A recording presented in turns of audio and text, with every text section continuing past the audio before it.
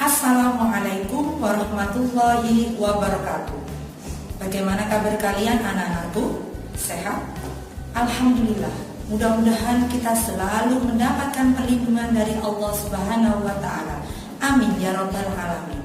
Berjumpa kembali dengan Bu Al-Maidah dari MTS Wahid Hasim Surabaya. Bu Al akan mengajak kalian untuk belajar mata pelajaran Azwajah. Anak-anak, pada video pembelajaran kali ini kita akan membahas tentang tokoh-tokoh di balik kelahiran organisasi Nahdlatul Ulama atau NU. Anak-anak, sebelum pembelajaran kita mulai, marilah kita berdoa bersama-sama. Berdoa mulai. A'udzubillahi minasyaitonirrajim. Bismillahirrahmanirrahim.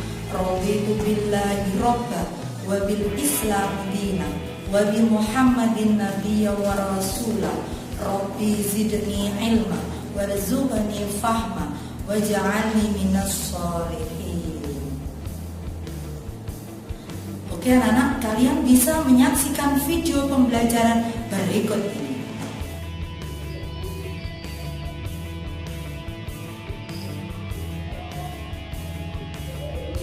Bismillahirrahmanirrahim.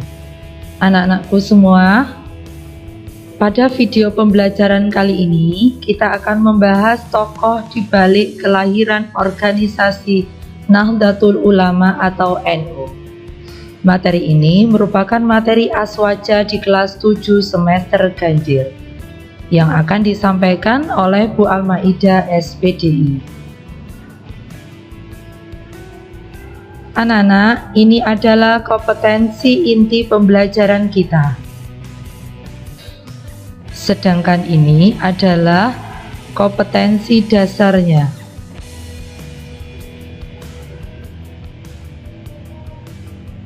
Ini adalah indikator pembelajarannya.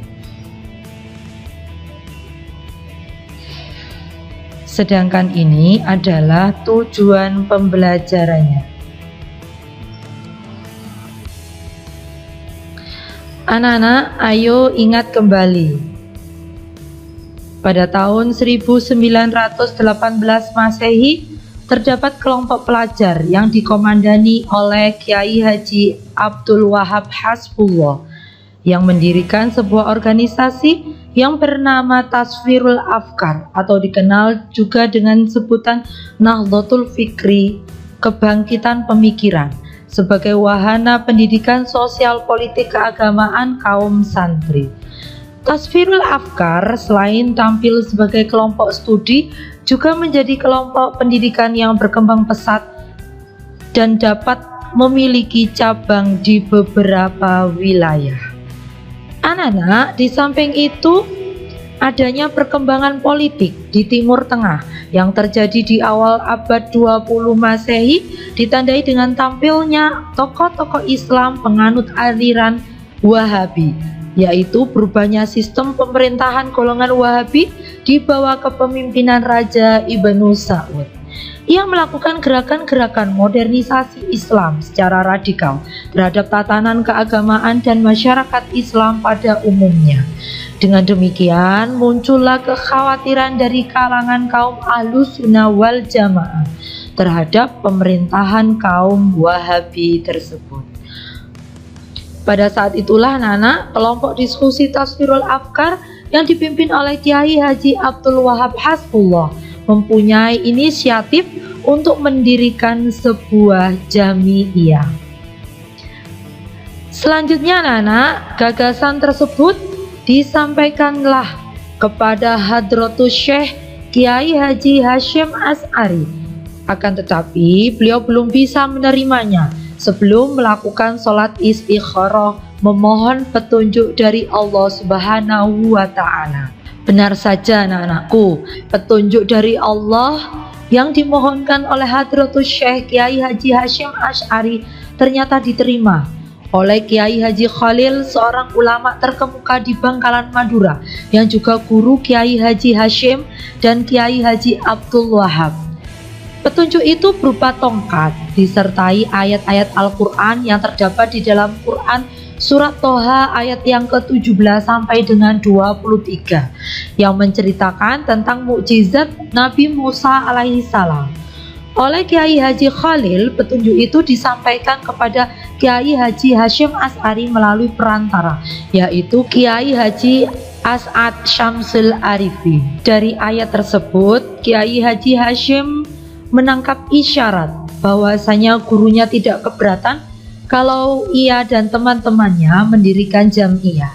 Sejak saat itulah keinginan untuk mendirikan jamiah semakin dimatangkan. Hari berganti hari, bulan berganti bulan, setahun telah berlalu, namun jamiah yang diidam-idamkan itu pun tak kunjung lahir. Sampai datanglah petunjuk yang kedua yang diberikan oleh Kiai Haji Khalil dengan perantara Kiai Haji As'ad. Muncul lagi sowan di dalam Kiai Haji Hasyim Asy'ari di Tebuireng, Jombang. Beliau menyampaikan tasbih dan juga mengamalkan Asmaul Husna. Anak-anak, setelah menerima pesan dari gurunya, kini hati Hasyim Asy'ari semakin mantap untuk mendirikan jamiah. Namun sampai tak lama setelah itu Kiai Khalil meninggal dan keinginan untuk mendirikan jamiah masih belum terwujud. Selanjutnya anak-anakku, tepat pada tanggal 16 Rajab tahun 1344 Hijriah, organisasi yang ditunggu-tunggu akhirnya terbentuk jua yang diberi nama Jam'iyah Nahdlatul Ulama atau NU. Yang kemudian hari organisasi ini menjadi salah satu organisasi Islam terbesar di Indonesia.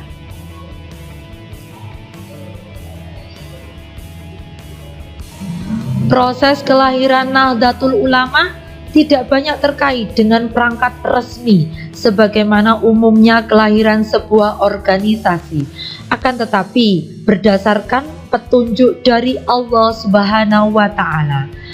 Adapun tokoh kunci di balik kelahiran Jam'iyah Nahdlatul Ulama yaitu yang pertama Kiai Haji Abdul Wahab Hasbullah sebagai penggagas awal berdirinya organisasi NU melalui kelompok diskusi Tasfirul Afkar. Selanjutnya yang kedua yaitu Kiai Haji Hasyim Asy'ari sebagai ulama senior yang melakukan sholat istikharah untuk memohon petunjuk kepada Allah Subhanahu wa Ta'ala.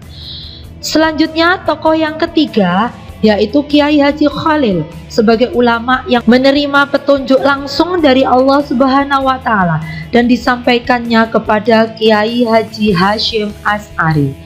Ketiganya memiliki pengaruh yang besar di kalangan para ulama pondok pesantren sehingga kelahiran Nahdlatul Ulama cepat memperoleh dukungan dari mereka. Untuk selanjutnya anak-anakku, kita akan mengetahui biografi tentang tokoh-tokoh yang berpengaruh dalam sejarah kelahiran NU. Kita akan membahasnya satu persatu. Yang pertama yaitu Kiai Haji Khalil dari Bangkalan Madura. Beliau memiliki nama yaitu Al-Alim Al-Alamah Asy-Syaikh Haji Muhammad Khalil bin Abdul Latif Basyaiban Al-Bangkalani Al-Maduri Al-Jawi Asy-Syafi'i atau biasa disebut dengan istilah Bah Khalil. Beliau lahir pada hari Selasa tanggal 11 Jumadil Akhir pada tahun 1235 Hijriah atau tanggal 27 Januari 1820 Masehi. Kiai Abdul Latif yakni ayahanda dari Mbah Khalil sangat berharap agar anaknya di kemudian hari menjadi pemimpin umat sebagaimana nenek moyangnya. Anak-anak mengawali pengembaraannya sekitar tahun 1850-an. Khalil mulai berguru pada Kiai Muhammad Nur di pesantren Langitan Tuban. Dari Langitan, Khalil nyantri ke pesantren Cangaan, Bangil, Pasuruan. Dari sinilah Khalil pindah ke pesantren Kebon Candi, Pasuruan. Anak-anak, sikap yang menonjol dari Mbah Khalil yaitu sikap mandiri. Sewaktu muda juga nampak ketika beliau ingin belajar ke Mekah. Pada waktu itu belajar ke Mekah adalah keinginan semua santri. Untuk mewujudkan keinginannya itu, Mbah Khalil tidak menyatakan niatnya tersebut kepada orang tua, apalagi minta ongkos ke orang tuanya. Selanjutnya anak-anak adalah tokoh yang kedua, yakni Kiai Haji Hasyim Asy'ari. Kiai Haji Hasyim Asy'ari lahir pada tanggal 10 April tahun 1875 di Desa Gedang, Kecamatan Diwek, Kabupaten Jombang, Jawa Timur. Pada tanggal 25 Juli tahun 1947 dalam usia yang ke-72 tahun, beliau dimakamkan di Tebuireng, Jombang. Beliau merupakan pendiri Nahdlatul Ulama, organisasi massa Islam terbesar di Indonesia, serta putra dari Kiai Haji Asy'ari. Anak-anak, ketika usia menginjak 15 tahun, beliau berkelana, mondok di pesantren lain. Hal ini karena beliau merasa belum cukup menimba ilmu yang diterima sebelumnya. Tak hanya satu pondok pesantren saja beliau singgahi, tapi banyak pondok pesantren yang disinggahinya, antara lain menjadi santri di pesantren Wonokoyo Probolinggo, pesantren Langitan Tuban, pesantren Trenggilis, dan pesantren Kademangan dan Sidoarjo, yakni pesantren Siwalan Panji. Anak-anak, Kiai Haji Hasyim Asy'ari juga mempunyai kesempatan untuk belajar di kota Makkah. Selama di Makkah, beliau belajar kepada Syekh Mahfud dari Termas, ulama Indonesia pertama pakar ilmu hadis yang mengajar kitab hadis Sahih Al-Bukhari di Makkah. Ilmu hadis inilah yang kemudian menjadi spesialisasi pesantren Tebuireng yang kelak didirikannya di Jombang sepulangnya dari Tanah Suci. Selanjutnya anak-anak, tokoh ulama yang ketiga, yakni Kiai Haji Abdul Wahab Hasbullah.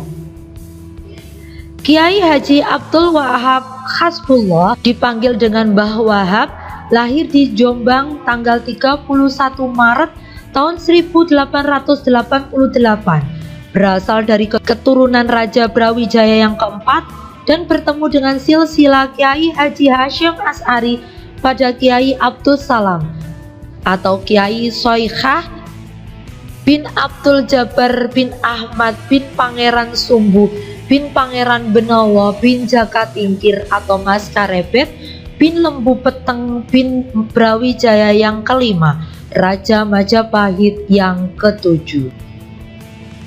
Kemauan yang keras untuk menimba ilmu sebanyak-banyaknya tampak semenjak masa kecilnya yang tekun dan cerdas memahami berbagai ilmu yang dipelajarinya. Selama 6 tahun awal pendidikannya, beliau dididik langsung oleh ayahandanya. Baru ketika usia 13 tahun, Kiai Wahab Hasbullah merantau untuk menuntut ilmu.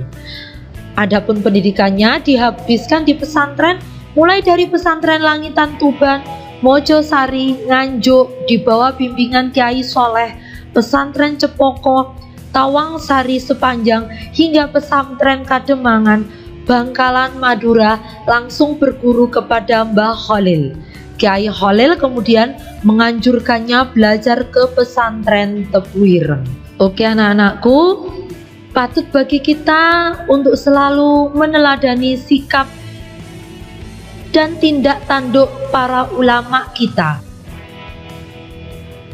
Selanjutnya anak-anakku,